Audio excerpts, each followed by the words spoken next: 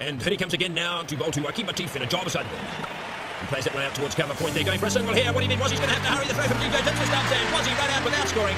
Of course he was running out without scoring, Tony. Well, that's what I just said, Bill. Was he out, you stupid also? What do you mean, was he out, Tony? Look at the replay. Hey guys, welcome back to the new weekly cricket podcast, The Leading Edge, where we're going to discuss the recent events in world cricket, the hot topics, the good, the bad, the ugly. I'm one half of The Leading Edge, Rob, a former stalwart of 20 years of club cricket, a very average third man. To my right, we have my co-host, Rich. Hey, how you doing, Rob? You alright? Pretty good, mate. It's hot, it's muggy, and yeah, I'm a bit over it. I yearn for cold England. You don't. Honestly, I'm in England at the minute and it's probably going to be a frost tonight. But I don't think we're going to talk about the weather for much longer because it's already making me sick. It's so... But global warming's a myth, but it's so warm. Let's not get into that.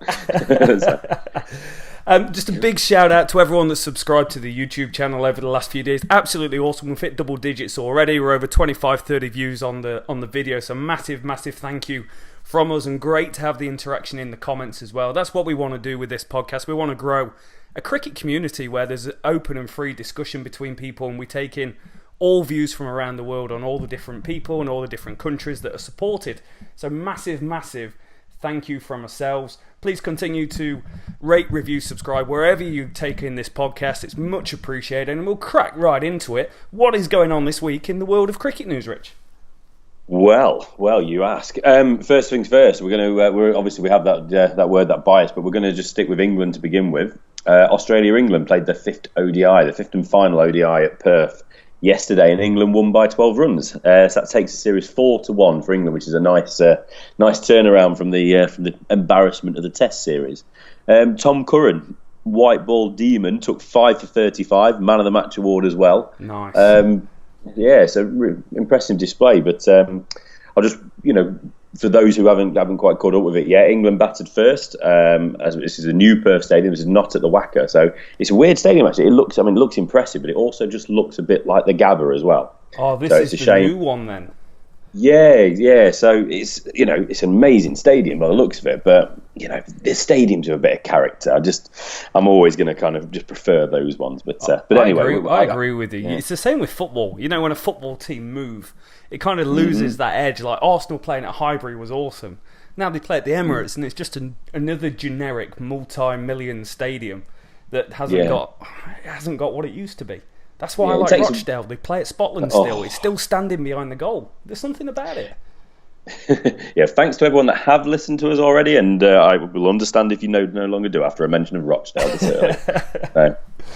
No, I mean, to be fair to Australians though, they are trying to keep that sort of that atmosphere of the grounds. Adelaide Oval, they've redeveloped that massively, but they've kept the grass bank area. So they're trying. They've kept the old scoreboard as well. So But anyway, I'm sure it's an awesome stadium, and one day we'll get there, I'm sure. But yeah, England batted first anyway. He set a relatively modest 259, thanks to the top four. Roy 49, Bairstow 44, Hales 35, and Root 62. All good starts, but also none of them going on really, were they? None of them converted into a big score that you need to win games of cricket. Yeah, and I think we've got our first candidate for jug avoidance, Jason Roy. Batting superbly, 7 fours, 1 6, going at a strike rate of 106.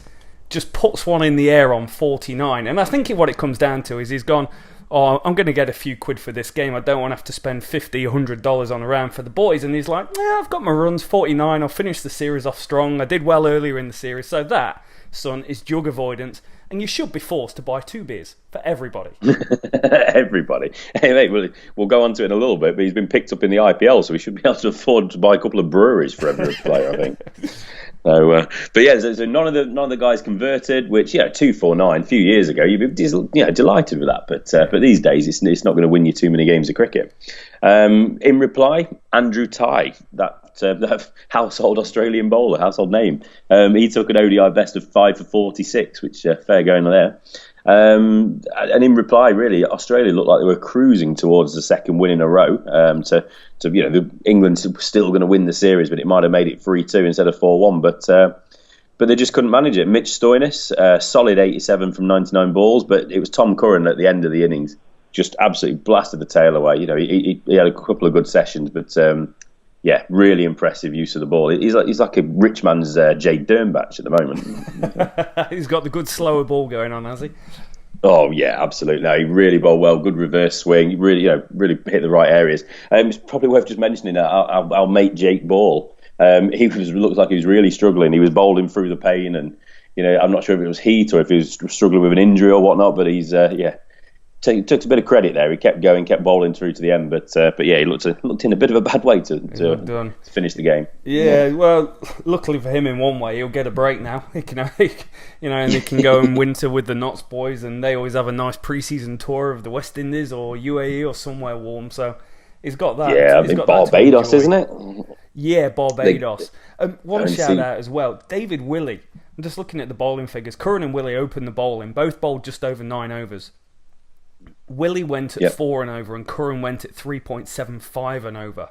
Absolutely incredible figures. And Tom Curran had 39 dot balls out of 9 overs in a one-day match, which is kind of unheard of. You might get 25, 30 maybe, but that's a really, really good performance. It's obviously backed up by some good fielding by the boys as well. Absolutely, mate. Yes, yeah. Top work. So, I mean, Tom Curran, we spoke about him a bit last week. Maybe I'm not convinced of him in a red ball format, but as a white ball, he's certainly looking like the player already. So, fair play to him. I love being proven wrong with some of these guys, especially England players. So yeah, I'll let him crack on proving me wrong. Yeah, nice. Good work, England. Good solid 4-1 victory away against Australia. Absolutely. So do we want to just delve a little bit deeper into this series? As I say, England won 4-1 in the end.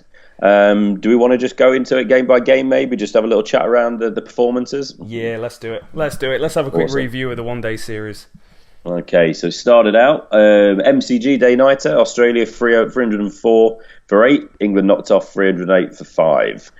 Finch, 107, Stoinis, 60 we spoke about, and this was the game for the big scores, wasn't it? Jason Roy, 180 off 151 balls, and Root, 91 not out off 110 to take him over the line. Yeah. Plunkett, 3 wickets, Rashid, 2. You're going to keep hearing this name Rashid as we go through, I'm sure. But Jason Roy, unsurprisingly, was man of the match for that 180. That's incredible. An England team that can quite happily knock off 300 is like... we've gone through 30 years of life without knowing that. And all of a sudden, 300 with this England team. It's like, we can do that. Yeah. The strange thing as well, when you think about these two teams and the pitches they play on, this was the highest scoring game. You'd have thought that 300 now between these two teams over 50 overs is probably a par score. But apart from one other score of 300 in the third ODI for England, that was it. Yeah, that's incredible. So we moved on then to the day-nighter at the Gabba.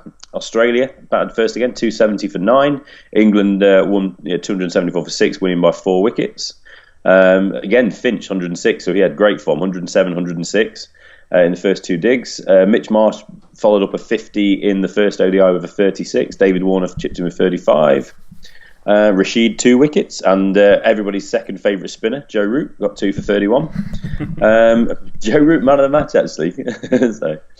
So that's an interesting one. Bairstow, 60, Hales, 57, Root, 46, Butler, 42, and our man Chris Wokes, 39, not out. So a convincing win for England there, with 6 overs remaining. Yeah, solid. 2 ODIs in and 2-0 up. Bloody, yeah, they'll be riding sky high on confidence there after 2 games going into the third, eh? Absolutely, yeah, that's it, mate. And next game, Wokes, he got another 50. Well, not another 50, but he got another not out, should I say? 53 not out, helping England to get 302 at the SCG. Captain Morgan, 41, Bairstow, 39, but a fantastic knock. Joss Butler, incredible knock. Love that man to pieces. When he gets going, there's no one better in world cricket, in white ball cricket, when he's absolutely flying. Getting the old scoops out and all that sort of stuff we all love. He's talented, eh? He's that player that England always, other teams have players like a Joss Butler, and England would never ever create or have a player come through the ranks like him. And if they did, they'd probably try and change him into a Test match number 3. So it's awesome that they just let this guy go out there, and it's a mentality shift in the England setup over the years to do with T20 and one-day cricket, and they just let them go out and just express themselves. Go and play your shot, sunshine. Yeah, no, that's it. Just got to encourage him. He'll come back as well. He's not really been around the red ball cricket just because obviously how well Johnny Bairstow's been doing. But his time will come again. He's just too good a player to keep down. So just finishing up on the SCG game, the third ODI. So Australia, in reply, only got up to 286. So England won by 16 runs. Finch again 62. Some start to the tour he had. Mitch Marsh 55. Stoinis again 56. So the same sort of names being repeated here. For Australia. And Smith 45 as well. A couple of wickets apiece for Wood Wokes and Adil Rashid again. Fourth ODI was again day nighter at Adelaide. England 196 all out. This is what we spoke about the other day. What did we say? They were 5 down for 8 runs after 6 overs or something. So to be able to win this game was incredible. Won by 3 wickets. Our man again, Chris Wokes 78, Tom Curran 35, Morgan 33. Cummins, Hazelwood, Ty in the wickets. Ty 3 wickets. So we spoke about him a moment ago, taking 5 in the more recent game. So that's a good return of 8 wickets in the last 2 games. Yeah, useful. So we like I say, we spoke about that one last week, but again, just to mop up, Travis Head 96, Mitch Marsh again with a knock 32. And Australia won that one by 3 wickets. So we won't dwell on that one too long. I prefer talking about the other 4 games personally.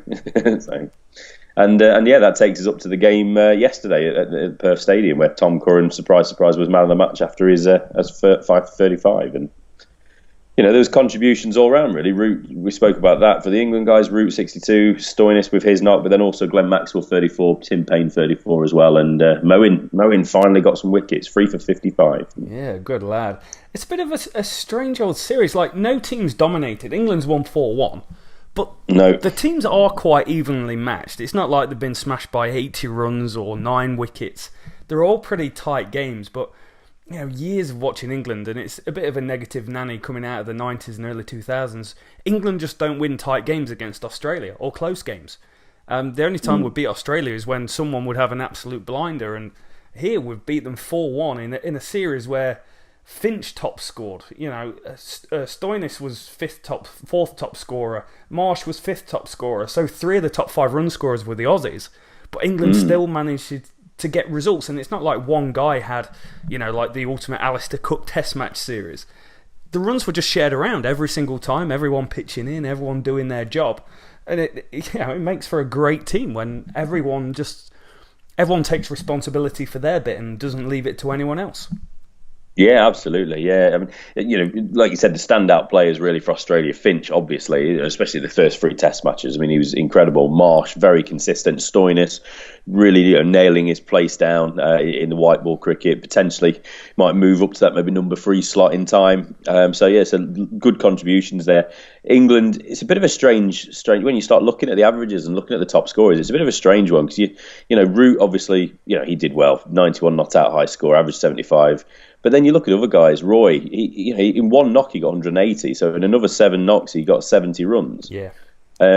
So it's a little bit frustrating. Butler, he got 100 not out, but then in the other 4 innings he got another 67 runs. Yeah. So we've not really got the consistency there from the England players. People like Hales at the top of the order, I'd have expected a bit more. Same as Bairstow, although they both got 50s in the series, but just the one apiece in 5 knocks. So you really, if they want to nail that down, or the top 3, they want to nail it down with those guys in there. If Roy, Bairstow and Hales, then they've got to be a little bit more consistent. Yeah, one of the big striking things, and he's becoming one of the leading Edge podcast favourites, is the highest strike rate for someone scoring above 100 runs. Chris Big Wokes. Fan of strike rate. Chris Wokes. Chris Wokes, 6th highest run scorer, 170 runs, a top scorer of 78, only out 3 times. Only out once. And, strike rate of 117.24. 250s in the series. What a legend. What a legend. Do you get the feeling the first, if merchandise ever becomes available, it could be a picture of Chris Wokes? Chris Wokes' face. just a big face of Chris Wokes on the T-shirt, Leading Edge podcast. I think that's a chance. I'm going to write that down. Yeah, that's copyright his face. I know you might have something to say about that. Yeah, the other one, looking at the top run scorers, if you look at it from an Aussie point of view, is how disappointed David Warner was. How dominating he's been in the Test series. And then it comes to one-day cricket, and you go, David Warner will smash that ball in one-day cricket. And actually, 5 innings, out all 5 times, just scored 73 runs at an average of 14 and a strike rate of less than 100. Didn't get going not once in the series. Top score of 35, which basically means the other 35, 40 runs came in 10 innings. It's what an effort by England. And we haven't mentioned Steve Smith. It's a strange one, isn't it? Was David Warner subdued to the point where, we spoke about his maturity last week in Test matches?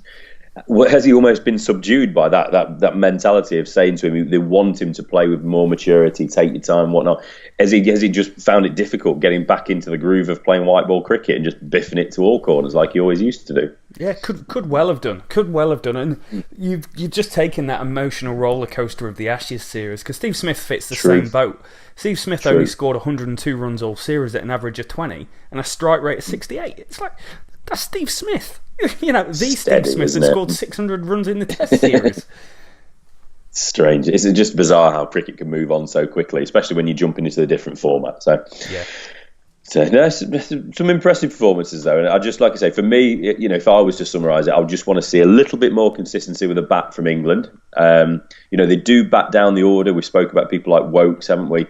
Tom Curran chipped in nicely with a couple in the two knocks he had, and Moeen again. We've kind of brushed over it. Moeen got 33 in the last knock, but after that he only scored 51 in total over his 5 innings. So there's question marks there, but we'll talk about the T20 triangular tournament that's coming up soon. We'll go into a little bit more detail of how England see the 2020 side of things. Anyway, so if we skip over to the bowling, what kind of jumped out for you in the bowling? Aussies I'm looking at, Stark and Cummins. The Hazelwood. To be expected, isn't it? They're their leading wicket takers. For England, Rashid 10 wickets at 29.9. So that's the big standout there. But what about yourself? What do you see as the big performers? I think from an England point of view, you've got to say Rashid was head and shoulders above anything else from the England team. Consistently bowling well, going at under 6 economy rate in the series. Always on hand, always picking up big wickets as well, not just mopping up the tail. And from an Australian point of view, this AJ Tye, the young lad, 4 innings that he bowled 36 overs, 8 wickets at 169, so that's an average of 21. Economy rate just over 4.5 and a strike rate of 27. They're exceptional one-day international figures, and the Aussies going, oh wow, we've got this AJ Tye to bowl with Cummins and Stark coming up to the World Cup in a year's time. We've got Hazelwood as well. They'll be rubbing the fingers, going, we're going to be ready for this from a bowling point of view. The Aussie gaps are going to be around the batting, which it feels wrong to say because the Australian team for years and years have just been so bullish about the batting. Yeah, you can't write them off too quick. Just wanted to quickly check. I'm doing my little Google research here. Andrew Tye, 31. Young I don't mind calling him young. Up and comer. Whippersnapper. As you said it, I was like, hang on a second. so that means that I'm just going into the peak of my career then, if he's a young lad at 31. Loving that. Brilliant. You are peaking, mate. Back in the day as a footballer, Peter Shilton played for years and years. I think you should take up the gloves. No. After my gym-related injuries this week, I don't think I'm going to bother with much, I'll be honest with you. Exactly.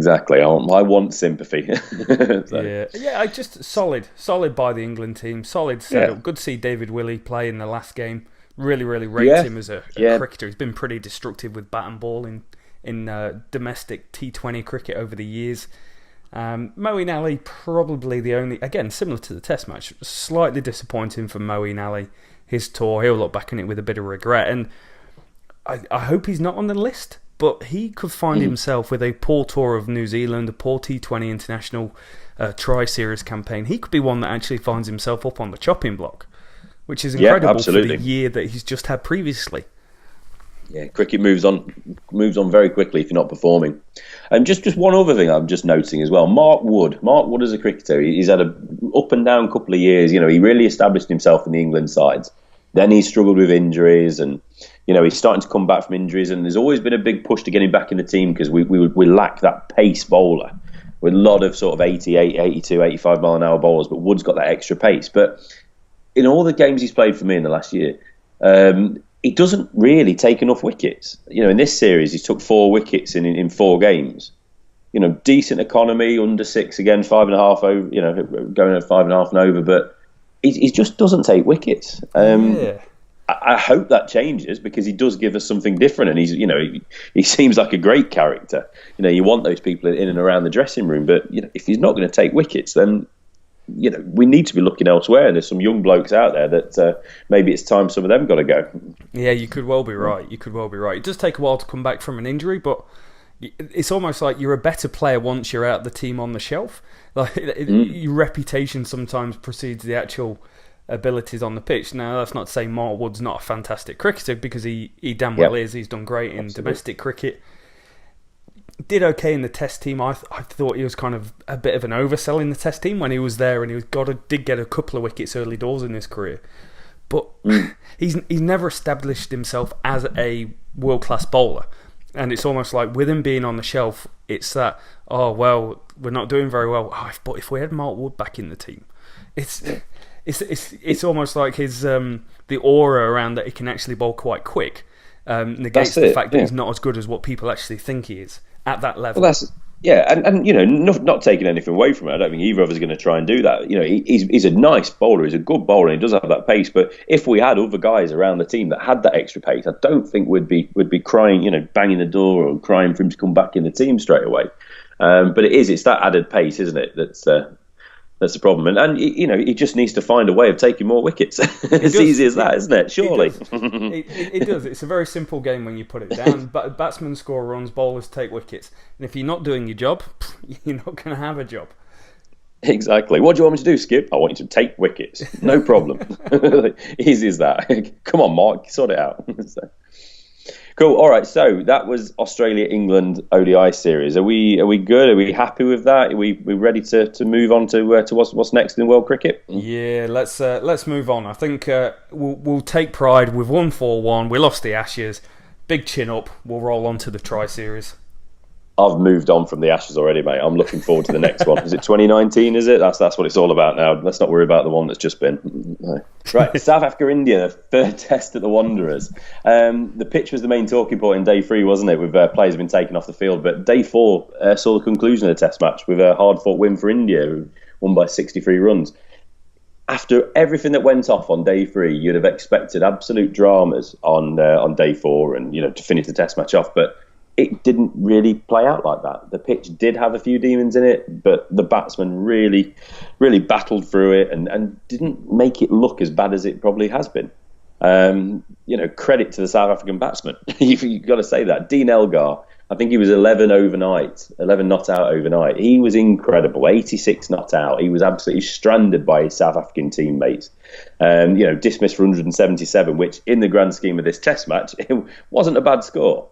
I think, what was it, 187, 247 for India, then 194 and 177. So, considering that pitch, that wasn't a bad effort. It's not. It's really not a bad effort in that run chase. It's not. Yeah, Dean Elgar, considering the hits he took the day before, he showed just absolute fantastic, tremendous courage, really to fight through on this one, and absolute credit to him. I did get a chance to watch some of this game or watch this innings, and Elgar, that's one of the best knocks I've seen in a long time, just to keep going, especially when wickets were falling left, right and centre, at the other end. Really only Hashim Amla showed any real resistance, but he was gone at 124 for 2. The collapse came quickly after that. 4 ducks in the middle to lower order.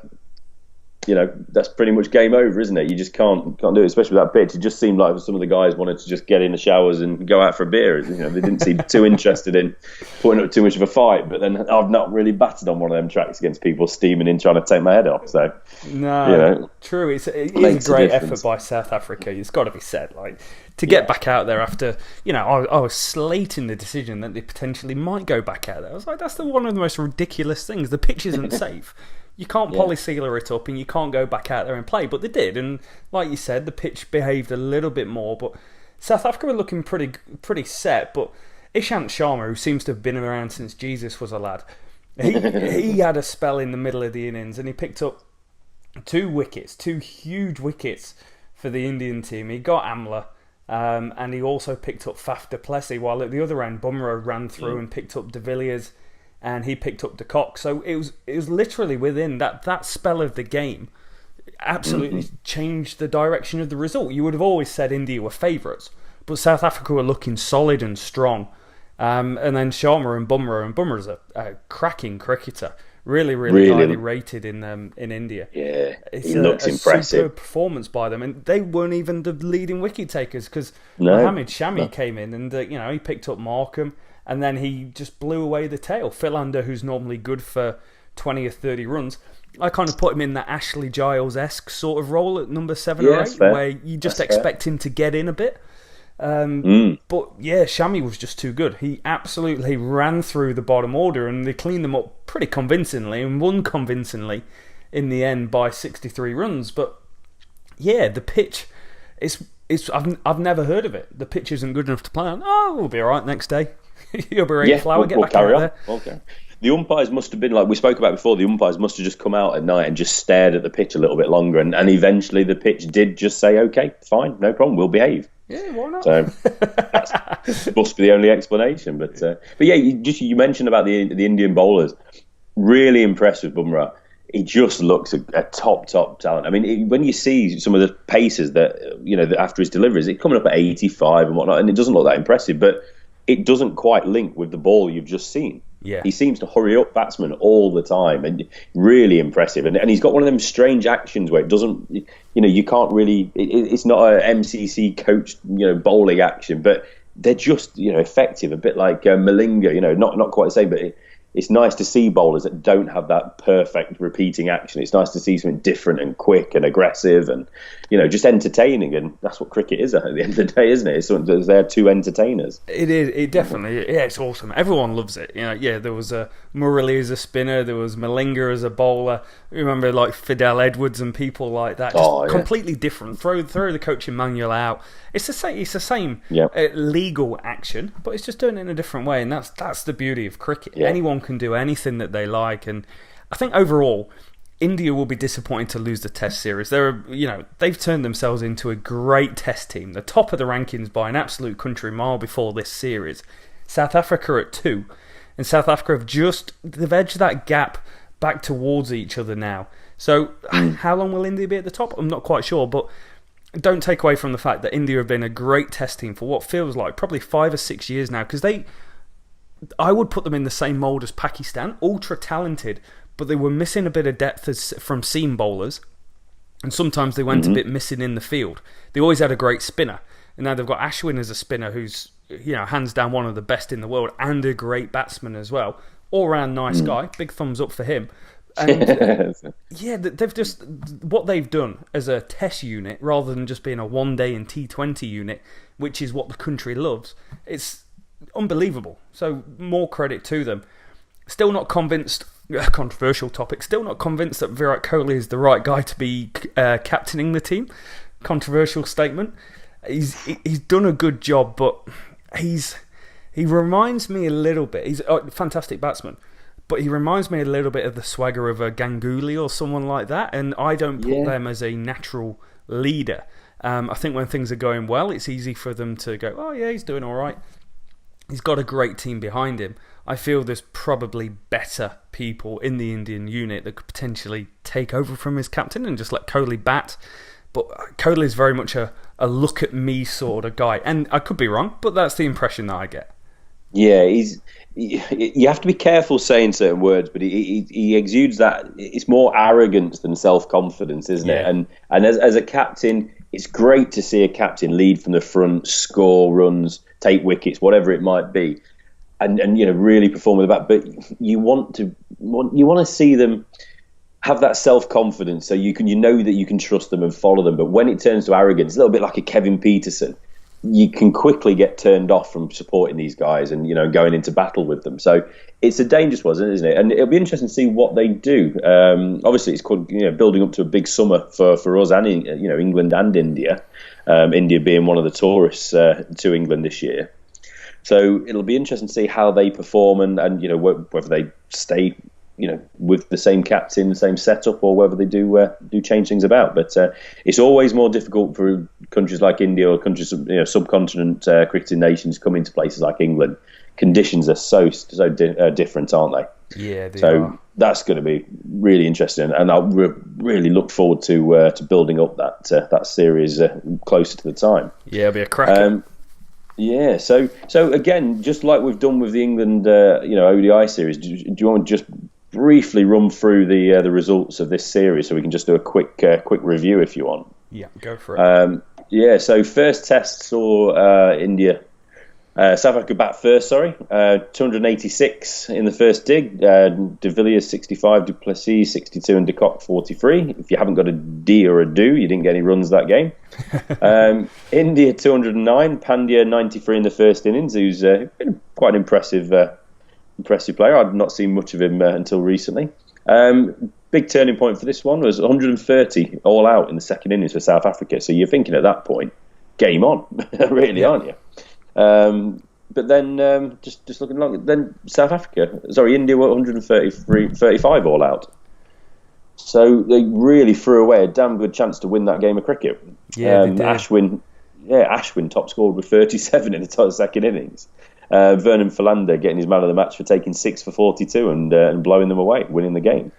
Sorry, go on. I'd say this is a surprise to me. I picked India to beat South Africa in the series, and I think this is you'll see this as we run through the series. Just key moments of the series, the Indians just went missing a bit, and it could be, it's kind of the revival of South African cricket and South African fast bowlers, which has been a little bit off the radar for a little bit. I don't think Philander's been on top form as much the last year. Obviously, Staines had injured, but having Rabada in the outfit as well, and we'll come to it in the next Test match. There's a new superstar bowler on the horizon for them, so it's good to see South Africa back and rolling. Yeah, definitely, mate, definitely. And so, moving on to the second Test, Centurion. South Africa again batted first, 3-3-5 first innings. Aidan Markram, 94, impressive knock. He's a bit of a James Vince. Looks mightily impressive when he's leaning into that drive, but he's got to bring that consistency into his game. But what I'd give to see James Vince hit 94s, so fair play to him. Good old Amla 82 and Du Plessis again 63. Ashwin 4 for 113, good century there. Give Ashwin a ripple for that. Sharma 3 for 46. India 307, so a very very close game again. First dig, Kohli 153, really impressive. Vijay, was it Murali Vijay 46 and Ashwin, apparently really nice guy Ashwin, as you were saying earlier. Salt of the earth. Morney 4 for 60, and then second innings is where the game changes a little bit. South Africa 258, De Villiers 80, Dean Elgar 61, and again Du Plessis 48. So a really good Test match for Francois Du Plessis there. Bumrah again 3 wickets, Shami 4 wickets. In the first Test as well, Bumrah got 3 wickets, Shami 3 wickets. So they're building up their wickets already and going into the second Test. And then India again, almost a carbon copy of the first Test, 151 all out, following up the 135 all out in the fourth innings of the first Test. So there's a theme developing there, isn't it? It can't just be the pitchers, but. Rohit Sharma 47 top scored. So you really want your big guys taking responsibility going into those second innings when you're chasing targets like 208 in the first Test and 287 in the second. And I'll let you say Rabada 3 wickets and somebody else got 6 wickets, Rob. I'll let you talk about that. Now, when I see his name, I can't help but start singing. I don't know if it's right, but I've been calling him Ngidi. And I can't stop singing, going, oh, Ngidi, bam, bam, oh, Ngidi, bam, bam. That's different to what I was going to do. Mine was more like, oh, Lungan Ngidi, oh, Lungan Ngidi. No, we'll stop that. So, nobody wants to hear that. But he was man of the match anyway, and he's up there. He's going to rival Colin de Grandhomme for finest name in world cricket at the moment. Big fan of that. Big fan of people that have great names. Cricket's a game of names, isn't it? Like everyone remembers. I love the fact in cricket. It's not always the first name. It's the initials. It's the initials of people. Everyone's favourite, WPUJC Vars. I was going to say the same thing. It's just awesome. What a name! It's a great part of the game. It was such a nice thing when you used to see the scorecards back in the day, when it'd be M.A. Atherton or A.J. Stewart and all that sort of stuff. Yeah, big fan of that, mate. Yeah. So, more useless information, knowing people's initials, former Test cricketers' initials. It is. But what a great performance by the lads. 6 for 39 in the fourth innings to win them the Test match on debut. It doesn't It can't start any better than that. It's not a bad go, is it? It's not a bad go. And then just linking on to the names, I think if anyone's got their great names, their favourite names in cricket, let us know. Love to hear it. Yeah, and if it's Rob, that's absolutely fine. Yes. Anyway, so we the final test we spoke about. But just to wrap it up, some great knocks in this again. Considering the pitch, when we say the scores, it doesn't sound like that impressive. But when we consider the pitch, these are really impressive scores. So, India only posted 187, but Kohli 54, Pujara 50 really showed their class on that track. Yeah. Amla 61 for South Africa in their first innings of 194. With the ball, a little bit of an asterisk next to some of these guys' names, but you still got to go out there and bowl and take wickets, haven't you? So, Rabada 3 for 39 in India's first innings. Bumrah 5 for. This is where I kind of got drawn in a bit more to watch this fella, and he really is impressive. And Bhuvanesh Kumar, can I just put him Kumar? I've never been able to get that name, and I apologise to anybody for hammering that name there. But go on there, go on. I was about to say, isn't it Binny Kumar? But no, I think that's a different Kumar. For next week, I will know how to pronounce his name. I'm sure I've done it better. I'm sure I've done it once before. There's a player for another sports team I'm a big fan of. His first name's Halapalulivati. If I can say that, I can say Kumar's first name. So another time, I'm going to get that. I'm going to nail it. But just wrapping up this one anyway, going on from my inability to pronounce names. India's second innings 247. That's the match-winning knock, isn't it? 247. Rahane 48. Captain Kohli again 41. And a certain gentleman of the surname Kumar got 30. Philander 3 for 61, Rabada 3 for 69. So, good test match for Rabada there again. And then we spoke about second innings, Elgar 86, Amla 52. Bumrah 5 for, we said about that. Shami 5 for 28. He wrapped it up, didn't he? And the man of the match was actually given to Kumar. Oh, nice. Which is a little bit surprising, but he was consistent. He hit a couple of 30s, one in each innings, took a few wickets, so you can't really complain, can you? So, no. South Africa won the series 2-1. Yeah, well deserved as well. They definitely were the dominating team. And just looking at the top run scorers, Kohli was the top run scorer in the whole series, 286 and an average of 47, of which 153 was in one inning, so there's 130 runs between the other 5 innings. And he picked up another 50 as well. De Villiers in number 2. But then you've got to go all the way down to number 7 until you hit another Indian guy. The next Indian guy, top run scorer, was 119 runs, which is terrible. The batsmen, top order, have been absolutely blown away the whole series. Pujara, 100 runs in 6 innings. That's Pujara. Pujara's a great test cricketer. Doesn't help when he runs himself out in both innings of a test match. But it's shoddy. Really, really shoddy performance by them. And South Africa just grounded out. They're not exceptional amount of runs. De Villiers 211, Elgar 207, Amla 203, Du Plessis 183. Consistent. All the guys averaging between 30 and 41, in which has been a bowler-dominated series, and it's absolutely fine to average that if you're playing on these sorts of wickets. It's kind of rolling back the years when guys didn't average 50-odd every single time. The wickets are harder to bat on, and credit to the bowlers for bowling so well. And the top average in the series was 47, and most runs was 286. It's not all that. No, absolutely, yeah. Just looking through myself, and they're two solid teams, aren't they? You'd have almost expected, really, to be much higher scoring test matches. You just start rattling off, like you've spoken about some of those guys for India. Then you look at AB de Villiers, Hashim Amla, Du Plessis, Dean Elgar. There's some really good players. I mean, Quinton de Kock, decent cricketer, and he scored 71 runs in 6 innings. Yeah.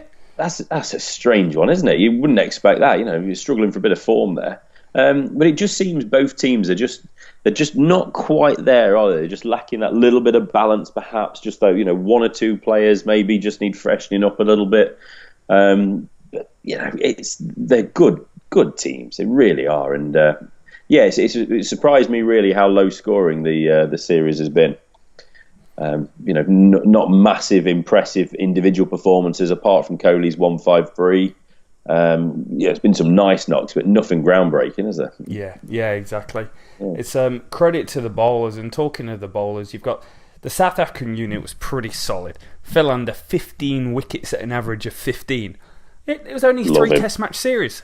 He's picking up five a Test match. Rabada 15 wickets as well.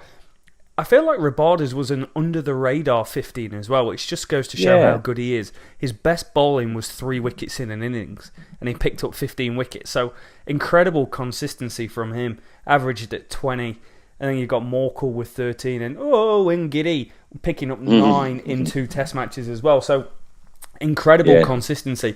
But also from the Indians, there was consistency across the board. Shami, 15 wickets at an average of 17, leading the way. Bumrah 14 wickets at 25. Kumar of first name description unknown, 10 wickets at an average of 20. Ishant Sharma 8 wickets at an average of 18. So everyone bowled really, really well. Hence, it was a really tight series. It's just those key moments where the South African bowling unit was just stronger than the Indian middle order. Yeah, do you know what? I might have done both teams' bowlers a little bit of a disservice by focusing on the batting and saying it should have been a higher scoring series. Cause you credit where it's due, isn't it? You've spoke about the individuals. There's a couple of good bowling units, and especially when you've got people like Bumrah and Ngidi coming through. It's slightly unknown quantities, aren't they? So it always takes the world of cricket a little bit of time to get used to some of these new bowlers. It does. So, this is probably why, Dale Staney only played in the 1 Test match, 2 for 51 over that Test match. He's still such a class act, isn't he? But it's fitness is generally his issue, like a lot of fast bowlers. It is. It definitely was. I wouldn't call myself fast. I'd call myself military medium, but injury prone. You had a little bit of wheels, once upon a time, but it didn't last very long. Well, Beer beat it out of me. So South Africa, India, interesting Test series. Next up, six ODIs, and then it's 3 2020s. So plenty of cricket to be played yet between those two nations. Excellent. Should be interesting, and obviously we'll keep you updated on how those that ODI series starts and continues. New Zealand, Pakistan, the third and final T20 was played. As we know, it's not been the best of tours for Pakistan so far. The ODI series finished 5-0 to New Zealand. And the T20 series started 1-0 to New Zealand. But then Pakistan won the second, and they won the third as well. I'll just try and build that up a little bit. But yeah, this was more of the performance Pakistan were really hoping for. Fakhar Zaman at 46, Captain Sarfraz 29, helped them up to a competitive 201 for 4. And you'll be able to correct my pronunciation of the stadium at Mount Managay. Mount Come on, Maunganui. Resident Kiwi. Maunganui. So I was nowhere near on any count. No, I just thought I'd let you try and hurt yourself. I think I'm allowed 2 goes at some of these names that I've got no idea about. But anyway, at that ground in question, Kiwi spinners Ish Sodhi and Mitch Santner both took 2 wickets apiece. In reply, Martin Guptill, I was lucky enough to be watching this earlier. Guptill went off like an absolute train. He smacked 3 maximums, cruised along to 59 before he holed out in the deep, following some good bowling from spinner Shadab Khan. He was really through. You'll enjoy this. 4 overs, 19 runs, 2 wickets. That's incredible. This is 2020. That's not bad, is it? Yeah. You'd be happy if that was in an ODI. So superb that was. But yeah, after Guptill got out, none of the Kiwis could get going. Run rate going up to 13, 14, 15, with 6, 7, 8 overs left. It was just never going to happen. Nice cameo from Ross Taylor, though. He pulled a couple into the crowd. No one-handed catches, though, as the TV kept begging for. No, they love it, don't they? So it seems really weird to have that. People in the crowd, inebriated, not really paying attention, and we're going to try and ask them to catch one-handed. I mean, what could go wrong? Yeah. There's a big thing on TV out here about it and how it's a really bad idea. Oh, good. Good. Glad someone's realised. Yeah, common sense. I think I saw one. Sorry, I just saw one once where I'm sure someone ran across the grass bank and dived to catch us, ended up in someone's picnic. What you'll do for money, mate. That's what it comes down Yeah, to. exactly. And being on TV for all of 10 seconds. Yeah. Disappointing for New Zealand, this result. They were really, really well set in terms of bowling until the end. Ishant Sodhi's last over, I think, went for 21, which catapulted Pakistanis all the way up to 181. So he was bowling great, but he ended up going at 11 and over just because of how poor his last one was. And again, another changing point is, and it's strange. Once the power play changes and they're allowed the fielders out, Pakistan really put a stranglehold on the game. There was 3 overs between 7, 8, and 9 that only went for 7 runs. So they just got strangled out of the game.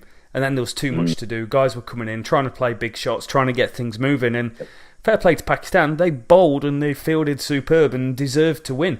There was a late Ross Taylor cameo, which had 3 sixes, and Ross Taylor used to play a beautiful slog sweep, and he's not played it in years. But here he seems to have refound his love of playing the slog sweep. Picked up 25 off 11 balls as well. It was fun. It was fun to watch. You could tell the crowd was starting to go, hang on, we can win this. We can do this, boys. So it was fun. It was fun. Short-lived, but fun. Yeah, and it just wasn't to be. It's been a decent series. Disappointed the Kiwis lost. They did bowl well in parts. Mitch Santner was exceptional. He had a great game, by the way. 2 for 24 off 4 with the ball. And also picked up 24 not out, 3 fours, 1 6 at a strike rate of 200 at the end of the game as well. He's an underrated cricketer, and he's kind of gone on a little bit under the radar of world cricket just because he's at Pakistan, just because he's at New Zealand. But I think if there's potential he'll have a really strong series against England. I would back him to left arm spin. Yeah. England don't like facing left arm spin or wrist spin, so I'm gonna put him up there for a top series. Okay. We'll get into the predictions when we do the test review. But yeah, I want some bold predictions, some brave predictions for that one. Yeah. So that we'll start off with a Mitch Santner Super Series. That's it, Mitch Santner Superman. We should buy him a little Superman outfit and send it to him. Yeah, you go ahead and do that, Rob. That's brilliant. He won't find that weird at all. So Pakistan won the series 2-1, like I say, on the back of a 5-0 drubbing in the one-day series. Fantastic turnaround. And I believe Pakistan have now, they're up to number 1 in the world in T20. So really impressive performance from them. Fair play to him. Sarfraz, fantastic. He's like a club captain. All he's doing, he's going around moaning at players. It's a bit like watching Broad and Anderson every time a ball's not thrown into his liking. Yeah, I like having a good shout, having a good moan. Liking, proper captain. Yeah, big fan of that. Big fan of people. They're captain. I like that. Exactly. Okay, so that wraps that one up for now.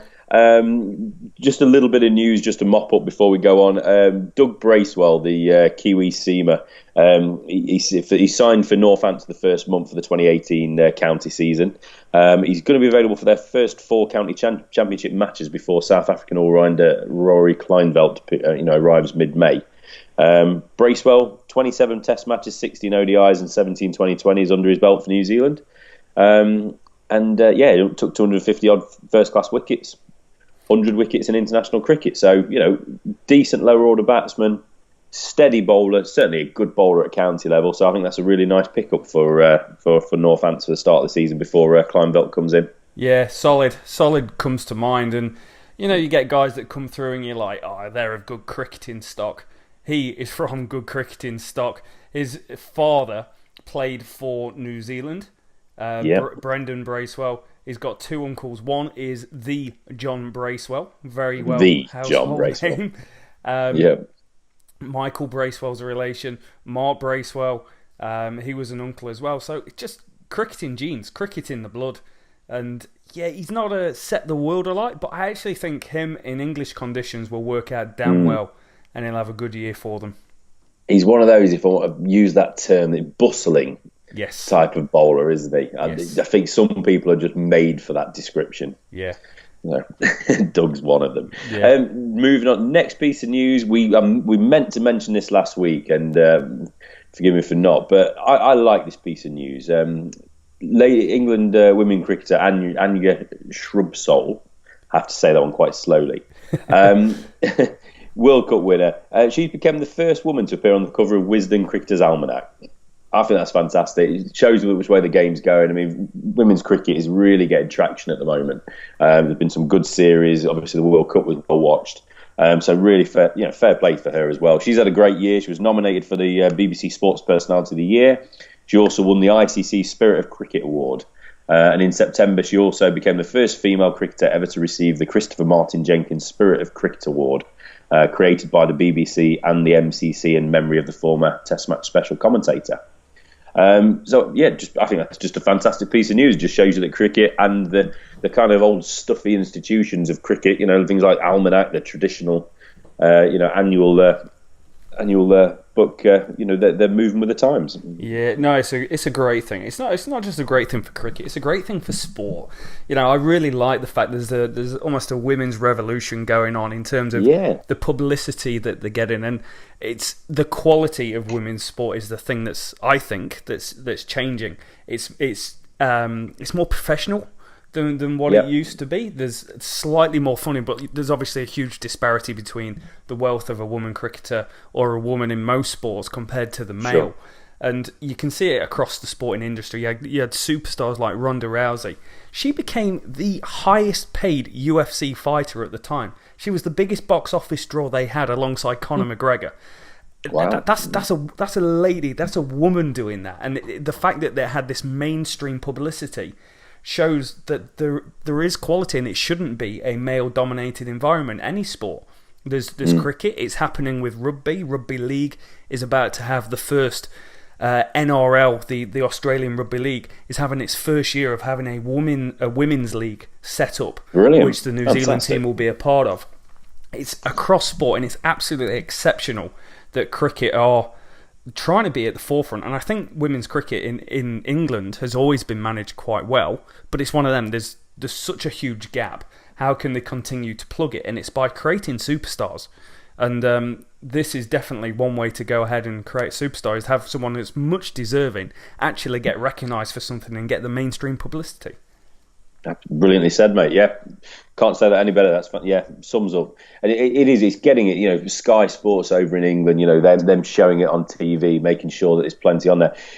Your BBC Sport website. You click on cricket, and in the latest news, there will be news about ladies cricket, women's cricket. It's just becoming there, and more and more young girls see this. That the more they're going to want to go down to local sports clubs, local cricket clubs, and pick up a bat and a ball, learn the game, get involved, play club cricket with the men. We've both played with women over the years and played against them in club cricket. There's no reason why they shouldn't be doing that. So, more power to her. Just the more the better. And, fair play to her as well, and fair play to Wisden for doing that. Yeah, definitely. Good stuff. So, moving on then, IPL auction. I've not really been across this too much at the moment, but from an England player's point of view, I've been most sort of, interested and more than anything, more interested in who's not been picked up. But so far, so as we know anyway, just kind of going over it, IPL, they've had their annual auction to pick the players for all the franchises. From an England perspective, the following players have all been picked up by teams: Moeen Ali, Sam Billings, Josh Butler, Chris Jordan, Jason Roy, Chris Wokes, Mark Wood, and Ben Stokes, who was the most expensive player, I believe, in the tournament. Correct me if I'm wrong, Rob. No, absolutely spot on, mate.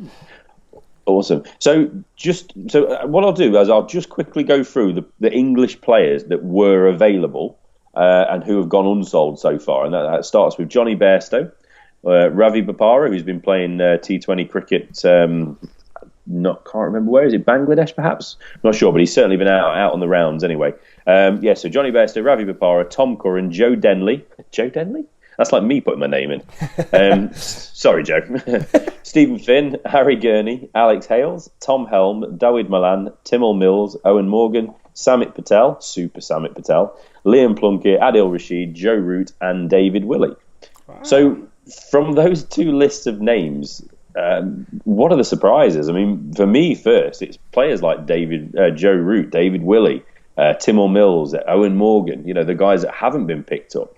Yeah, Tom Curran, I'm surprised he hasn't got a bit more interest after his recent performances, and Bairstow as well. But and the ones that have been picked up, Chris Jordan, Jason Roy, you'd expect most of these, wouldn't you? Mark Wood there again. Yeah. More people after that pace. So yeah, What's interesting for you about these lists then, Rob? I agree. It's the people that's not selected. And I think the thing is, England have got such a great one-day and T20 setup, and they've got all these superstars. And they are superstars. But not every player picked in the IPL from an overseas team can be English. And I sometimes forget that. That's right, yeah. These other great players from around the world, the West Indian players are so good. And they're becoming less and less household names in international cricket, so they don't bloody play. They're too busy doing the rounds on the T20 circuit. Australians, New Zealanders, it's the guys that didn't get picked. I thought Samit was a bit of a push to try and get picked, even though I rate him so highly. Ravi Bopara, I think, has probably dropped off that top level of being able to play in the IPL. He'll probably be playing in the Pakistan Premier League, the Bangladeshi Premier League. One of those players, incredibly talented. Didn't quite live up to his talent over the years. Joe Root was one that, he's a big name, but I don't think he's a big name in India, because India love destruction from a batsman. They love guys that can clear the ropes just willy-nilly. And Root doesn't quite fit that mould. So I can understand why he's not gone. Ewan Morgan, I thought, would have been a heads-on to be picked by any team. He's still one of the best one-day players in the world in the middle order. Yeah, absolutely. Yeah. So what we'll have to do on the next pod, I think it'll be really good if we can maybe delve a bit deeper into the IPL, get to know a little bit more about the tournament, who the successes and failures over the last few years, perhaps, and also just look around all the franchises and just see what sort of names we're going to be looking out for when it's all on TV soon.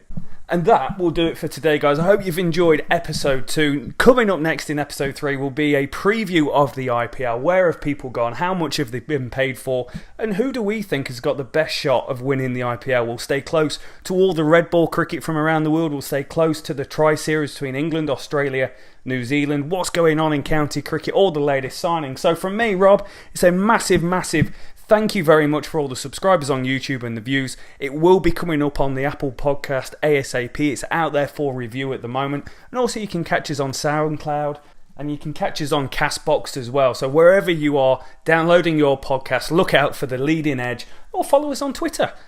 Leading Edge Pod on Twitter. So from me, it's a massive thank you, guys, from Rich. Yep, see you next time. Awesome, guys. Thank you so much. Till next time.